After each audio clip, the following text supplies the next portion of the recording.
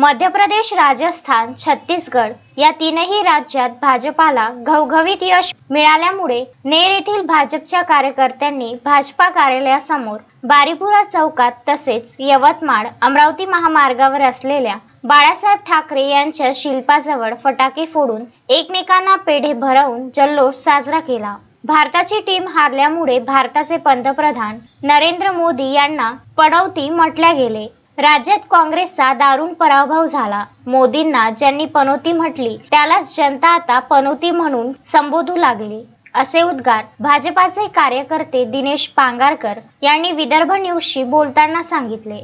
यावेळी भाजपाचे कार्यकर्ते अनिल राठोड, राजू देऊळकर, दिनेश पांगारकर, निलेश राठोड, राजेश घुगलिया, आशिष खोडे, बंटी तिवारी, उमेश दांडगे, बंडू श्रीराव, सुशील सोनोने, सागर राखडे, संतोष क्षीरसागर, समीर तोटे व अन्य कार्यकर्ते उपस्थित होते।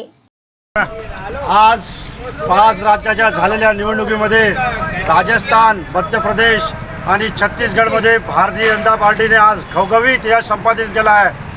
ज्यांनी काही दिवसापूर्वी आपल्या देशाचे लोकप्रिय पंतप्रधान नरेंद्र मोदी यांना पनौती म्हटलं होतं, अशा राहुल गांधीला आज देशवासियांनीच खरं पनौती ठरवलेला आहे।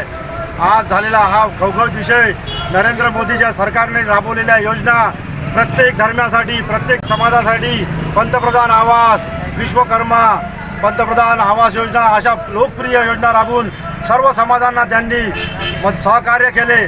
त्याचे आज फलित असून 3 राज्यात घवघवीत यश आज भारतीय जनता पार्टीला मिळालेले आहे आणि येणाऱ्या आगामी 2024च्या लोकसभा निवडणुकीत संपूर्ण 2/3 बहुमताने भारतीय जनता पार्टी जिंकणार आहे। या निमित्त आज आम्ही भारतीय जनता पार्टी नेरतर्फे आज आनंदोत्सव साजरा करत आहे।